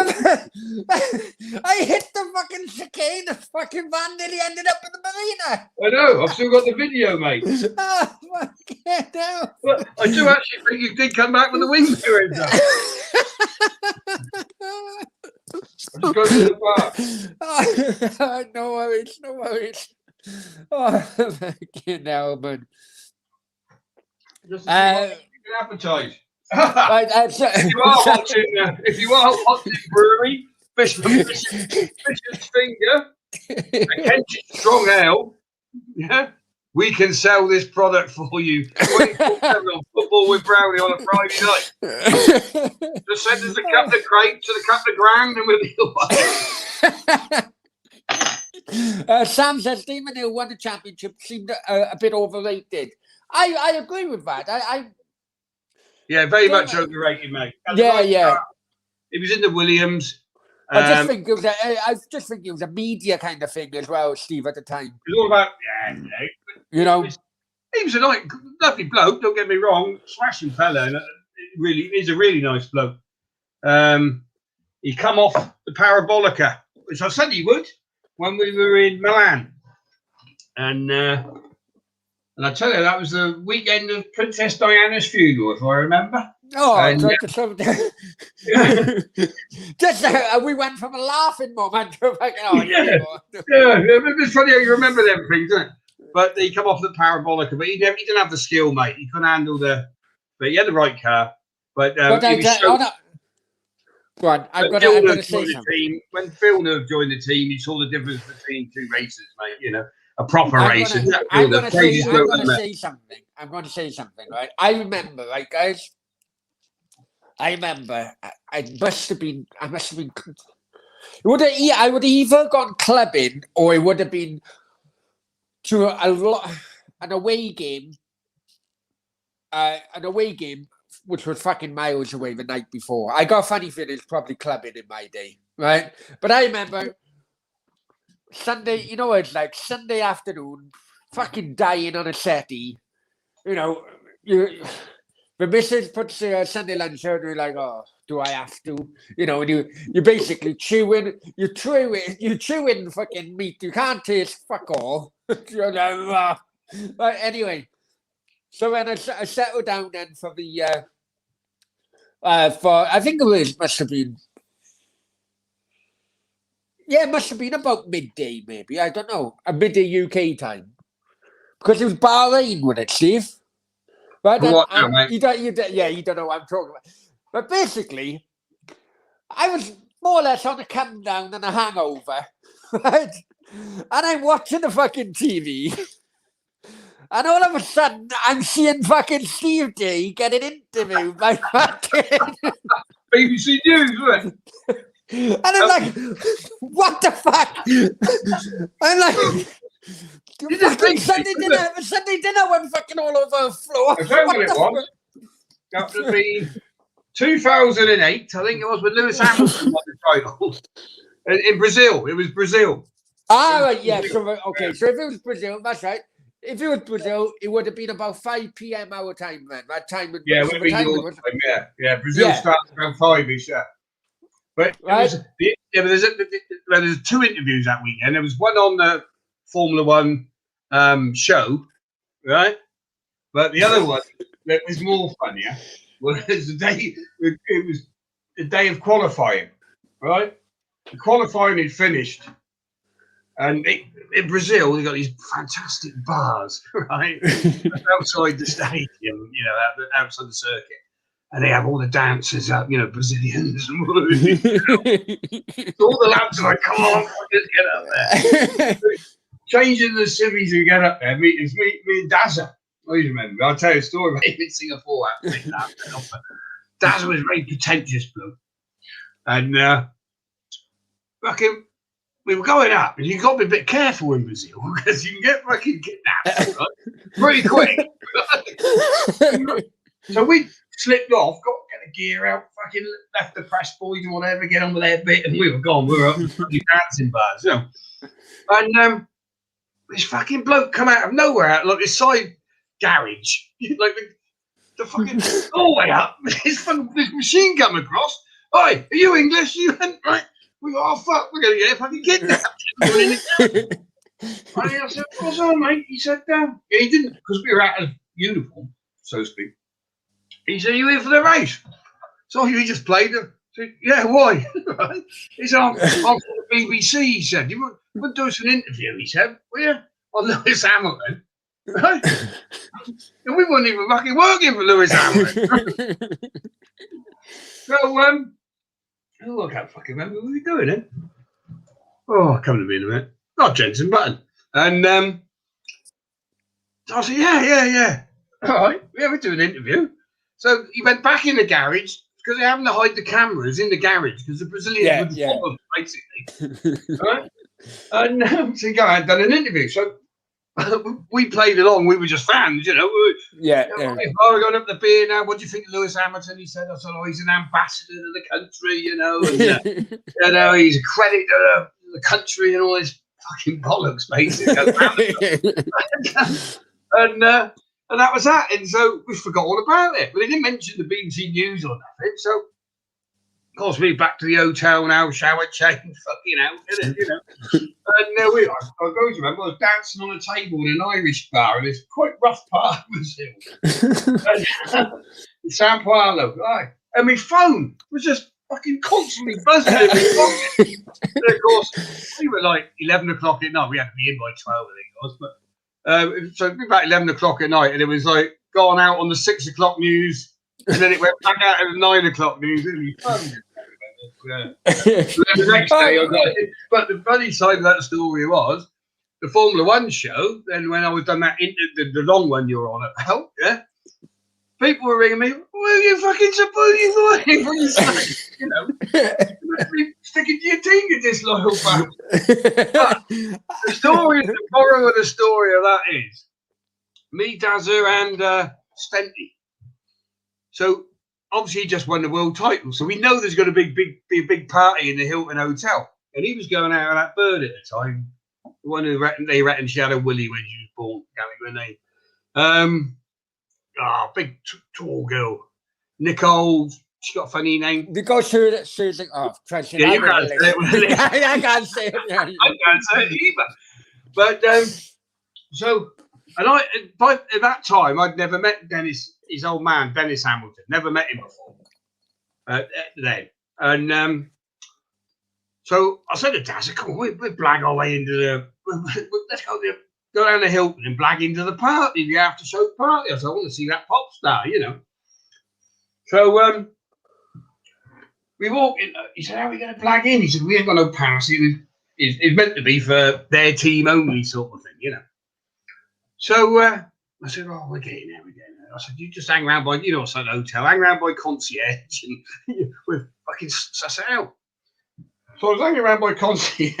That's going to ask for some directions. Making a little busy. And Dennis Hamilton came across to speak to concierge. I made eye contact with him and he kept staring at me. Huh? And I said, you all right, Dennis? He said, do I know you? He said, I said, well, I work blah, blah, blah. I said, we never met, mate. He said, I fucking know you. I think, oh, fucking having a shit already. What's he saying? How does he know me, like, you know? He said, you're the bloke on the news. I said, what do you mean? He said, I was looking at you every hour last night. I said, what do you mean? He said, well, I couldn't sleep with my son going to win a world title. So I had BBC 24 News on. Every hour. Yeah. He said, you were great working.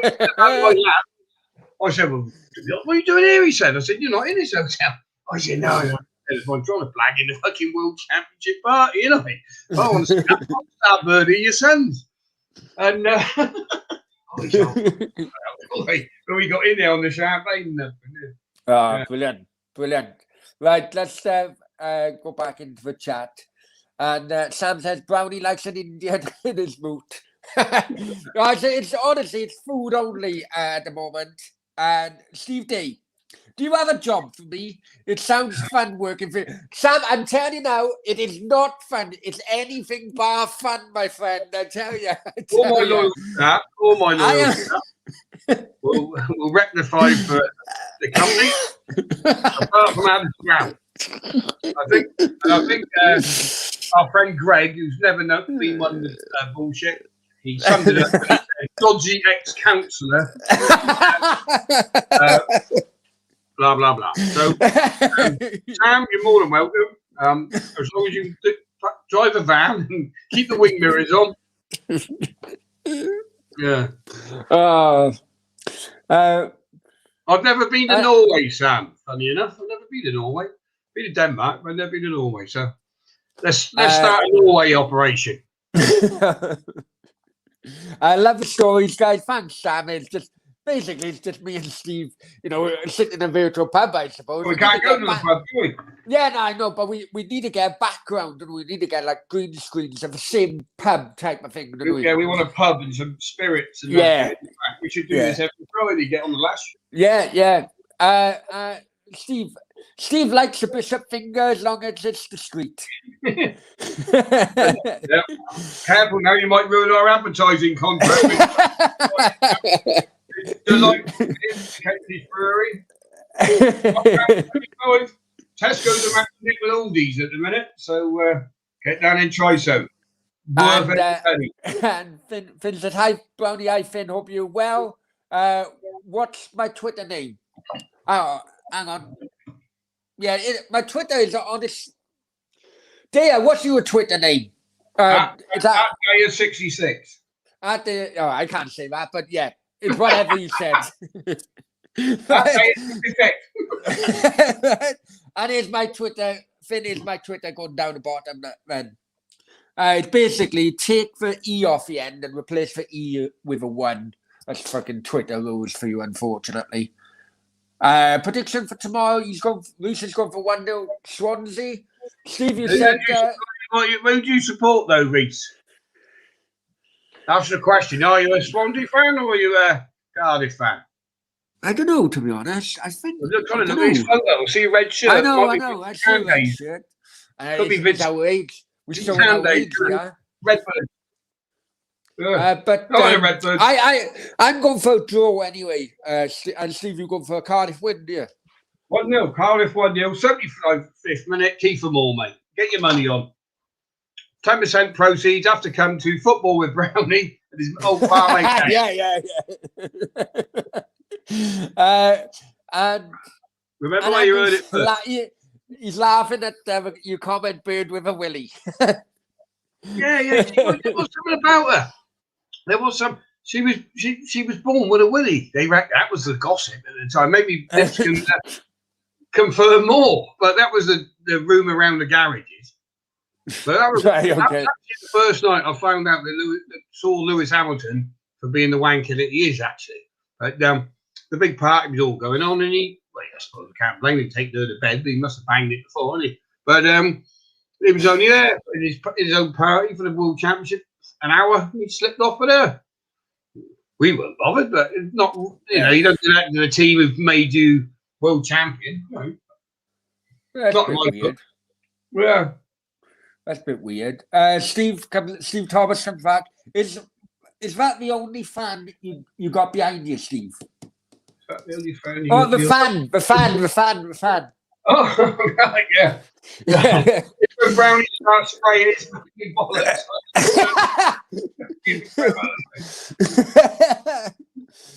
Chris 1927 says fuck Swansea. I'm with you, Chris. I'm with you. Yeah, I agree with that, Chris. I'm not a hater of football clubs, mate. You know, when your own team's not playing, then there's not many teams I hate. You know, you get people who hate loads of teams, don't you? But I hate Swansea, I gotta be honest, and I hate Tottenham. And they're the only two teams I really hate. Millwall? Oh, Millwall, he has 3. There is a few, actually. And Andrew, apparently Jamie Lee Curtis was too. Well, you can make a movie out of them pair, couldn't you? Chicks with dicks. Is that a drug? You got to scramble it fucking hell. Aphrodite. Sounds like a tub of glue, doesn't it? Hey, don't go on about my raving days tonight now, Steve. He's wealth of knowledge. Is Andy JS still there, or is he nodded off? I don't know.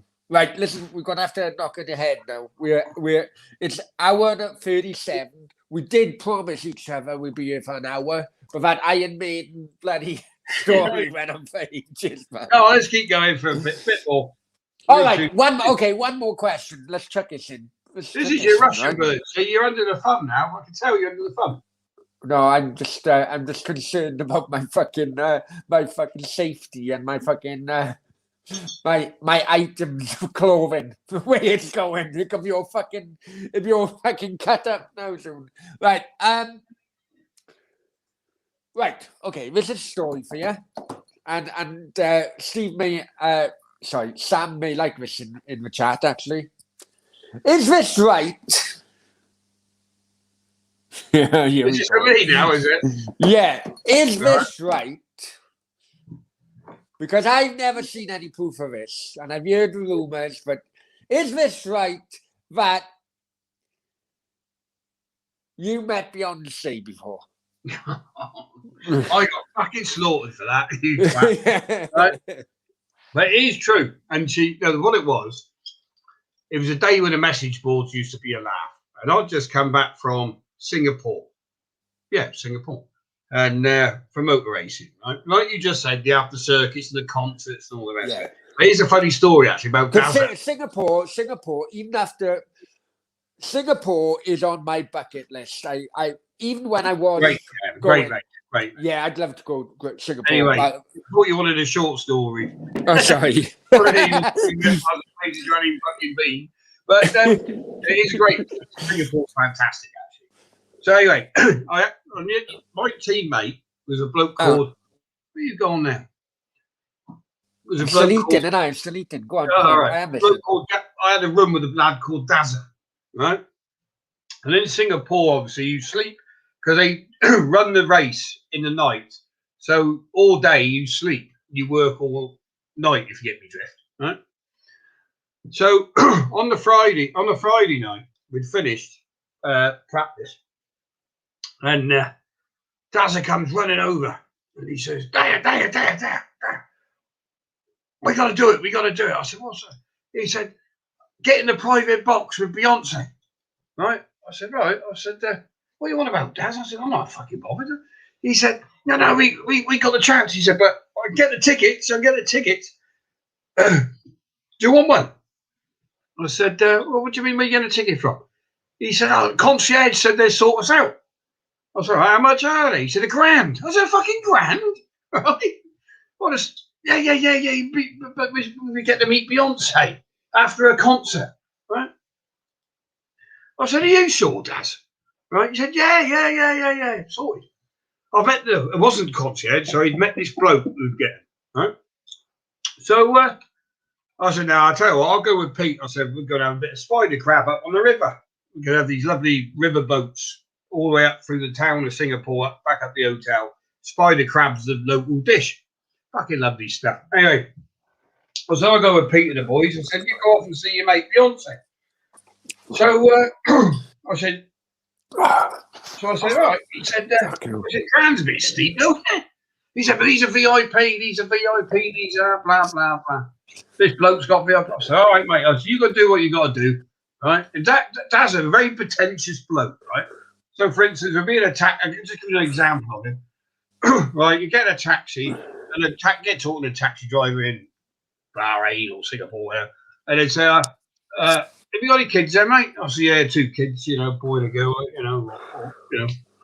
as you do. There you go, yes, I've got a tremendously handsome son and a princess of a daughter. And he was one of those.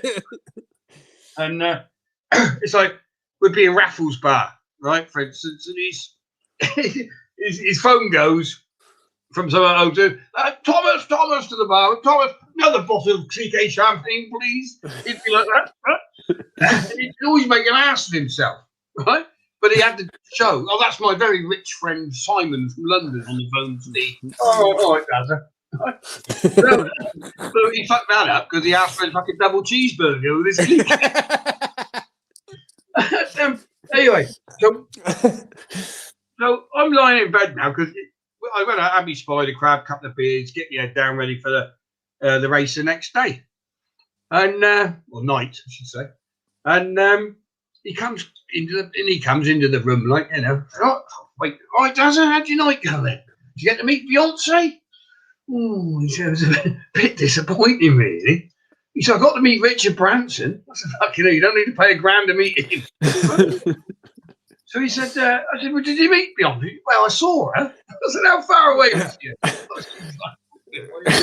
Security all around. I said, well, how far? He said, well, like the length of a football pitch. It's VIP. Can't say that to you now, Dazza. He said, but it wasn't a grand, Steve. It was 1,500. What? He said, right. I said, well, you paid 1,500? Well, I haven't, he said. But I don't really want to do the deal. He said, I said, what do you mean? Because I don't deal with these ticket tout type. I need your help. A commoner like you, I was like, well, hang on a minute. I said, what do you mean? He said, well, I said, you went with £1,000. He said, well, when I got there, the ticket had gone up to 1,500 bar. He said, so, but I didn't have 500 on me, and I'd done my limit on my card until the next day. So I said to the tout, right, as Cardiff City comes into this story, and he says, so you give me $500 credit. I said, what? Fucking early in the morning. A discount, give you 500 credit you've never made. Right? Yeah. He said, I said, I'll meet him as we go down to Raffles. We've got to stop up in Raffles Hotel in the Courtyard Park, he said. And they're going to meet him there and weigh him in. But will you do it for me? He looked a bit dodgy. I said, yeah. I said, I'll fucking tell you what, because we had a minibus down on. I said, we walk down and say, get in the minibus. Nip him. Do your deed, like, So I'm thinking, how the fuck's he got credit off a ticket out? And why is he paying him? Why is he paying him? But he have to pay. I said, just fuck him off, mate. Don't give him another 500 if he did. You didn't get your money's worth. No, you've got to pay your bill, Steve. Oh, he might have to pay all this. Oh, he knows where I work, and you know. So I said, oh, come on then, we fucking go down there. So we couldn't have a beer because we had to go back to work. We're having a Coke and whatever.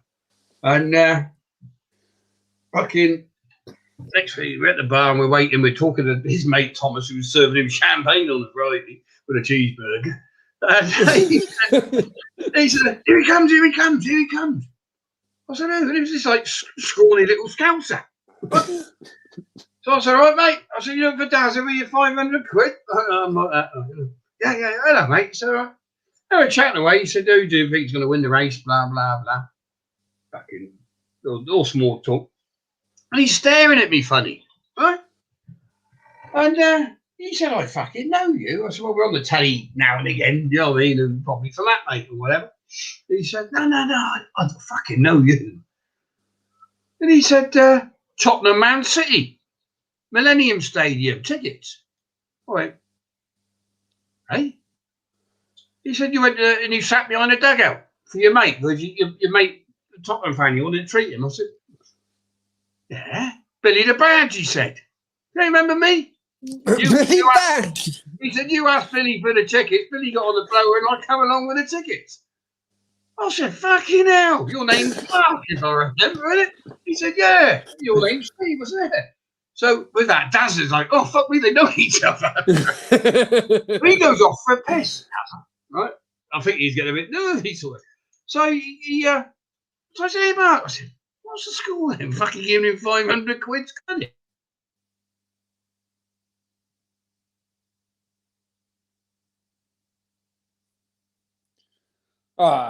What? Has he frozen or is it me?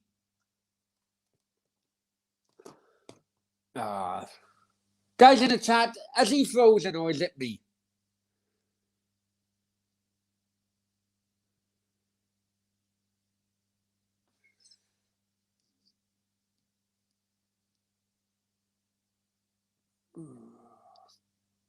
Bloody hell. Typical freaking Daya. Let's remove him.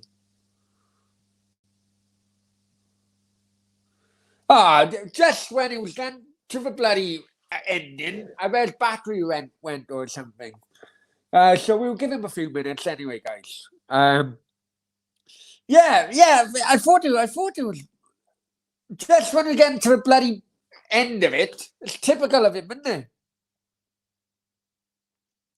Absolute typical of him. Anyway, Andy, thanks for joining. He'll come back. He's back now. He's back now.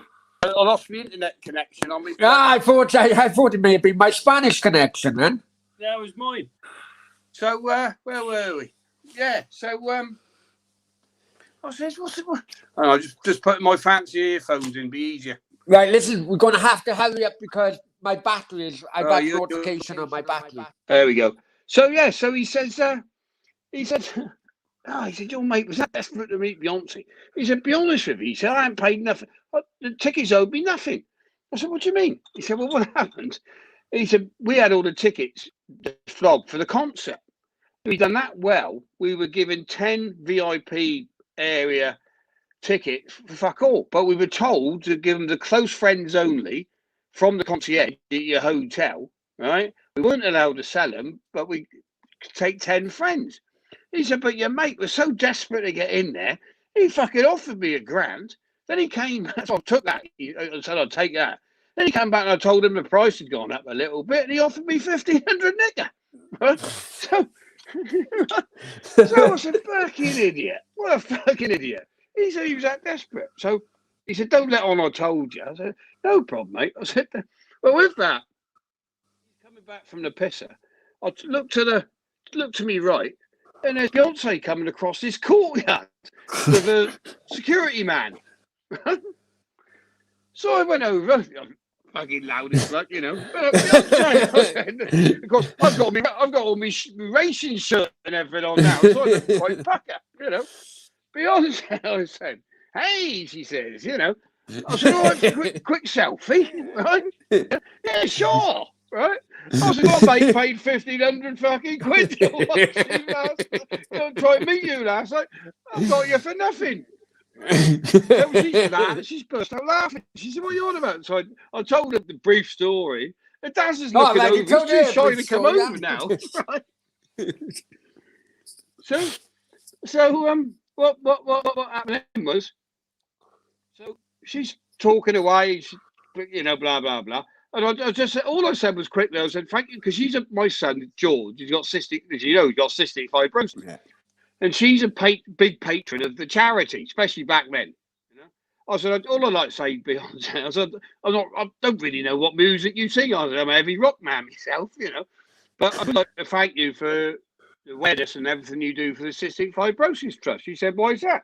I said, well, the 8-year-old lad at home, he's got cystic fibrosis. And she said, oh, I said, can I be really cheeky, give you my phone number? And if ever you've got 5 minutes, you want to give him a call, I'd be delighted, right?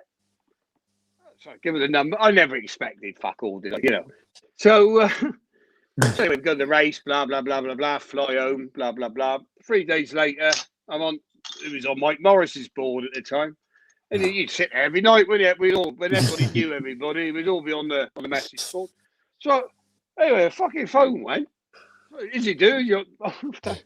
Hello? Steve? So Jim will speak to me. Can I speak to George? He's just going to bed. I'll get him up now. Beyonce's on the phone. Shut up, Dad. I said, no, I told you I met her. He didn't believe me, and he took the phone, had a little chat with her. So, of course, I type into the message board, fucking hell, Beyonce's just fucking on the phone. all the Cardiff fans, fuck off. So that was the story behind it, anyway. I got you. Right, listen. So when she rang, it was, hello, can I speak to George? You know what? After a motor racing weekend, and you have a woman phone you up, I was like, oh fuck! I'd be like, oh fuck, what have I been up to? Do you know what I mean? I would have been like, yeah, you know. But the halls in but in Singapore, you got the Orchard Towers, it's called, and there's 4 floors of halls, and you don't give them your phone number, mate. Right, listen, I've just had to find a notification on my phone. We are going to have to finish it there, but Chris says frozen. Kenzie's Brewery, if you notice, we could. Andy says typical Daya because you froze. And Sam says, true story, I sorted first class tickets on Thai Airways for a mate who never flew economy. He asked for a glass of milk instead of glass of champagne. He asked for a glass of milk instead of a glass of champagne. Hostess was gobsmacked. Japanese Airways, they were very brilliant. Very brilliant when, you know, they you can get some good stories. You can get some good, good upgrades on the long haul, can't you? Every now and then. Well, on the next show, next time we're down to Boozer, remind me about the stag do to Cuba. I've seen photos of that. Actually, I've seen photos of that. that was first class. And certainly want milk. Andrew says, do you pay the bill, Steve, about your internet? I set a new computer up today. It's one Brownie used in the shop in Marbella. But clear the files. After about 3 hours, the internet goes off on it. I've got my laptop here and whatever. I don't fucking know. Technical shit, innit? And Jack, mate, hi Jack, how are you? So nervous about the derby tomorrow. Don't say it's I'm quite nothing confident. To be nervous about, Jack. Nothing to be nervous about. Confident. 75th minute, Kiefer Moore off a set piece, back of the net. Right, listen, guys, we're going to have to wrap it up. I would go on for another bloody hour, but my battery is on its way out. Steve, many thanks for tonight. Much appreciated. When we're doing this again then? Wednesday or Friday or what? No, it'd have to be a Friday I gotta thing get because it'd have to be a Friday thing, I think. And Because I'm running out of beer and I need some supply from our new sponsors. And yeah, we'll do it on a Friday thing. I'll move the other podcast to another day. You know, I just want a bit of uniformity really with the channel, you know, so everybody knows what shows on, which days, and so on.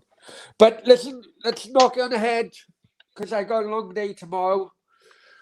Were you watching the game at home, Steve? Is it?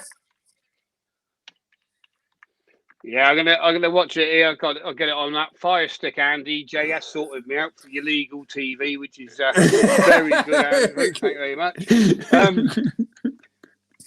Yeah, if you do want the legal TV and watch every football game you want for just £8 a month, contact Andy JS. Yeah, he'll sort you out. Mr. Drone Man. And just to answer Jack's question before we go. Yeah, I will be doing a watch along, Jack. I'm doing a pre-recorded video with Eric Diablo of the Miami Casuals in the afternoon, and then the watch along then in the evening. Need to sort out what bar I'm going to be watching it. But right, go on. What bar are you going? Don't know yet. I don't know which bars are open because tonight being the first night of reopening for many of the bars for over a year. Many of them, if they haven't sold food. And then you got to find one that actually shows Cardiff. I know. So we'll see. There will be one, but yeah. Listen, I'm going to have to knock on the head now. Otherwise, we're going. Sasha's banging on that door behind there, that lad. There she is. Come on, you fucking Welsh bastard. Fucking no comment. Right. Listen, catch you later. Send me. Hey, Brownie. Go on. Send me a link for the watch along. I'll come on that if you want for a laugh. Yeah, no worries. All right, mate. It may well be actually during the game, Steve, because it may take me that long to finally find a pub and settle down. I don't know if my local is open or not, because today being the first night, I don't know what's open yet. All right, so I will do it, but I don't know. I don't know how much time I've got. Spit it out, son. Spit it out. Right. Listen, I gotta go because my food is fucking 2 hours late. My 2 hours cold. I'll catch you later. Many thanks. Right. And take care. Up the Bluebirds.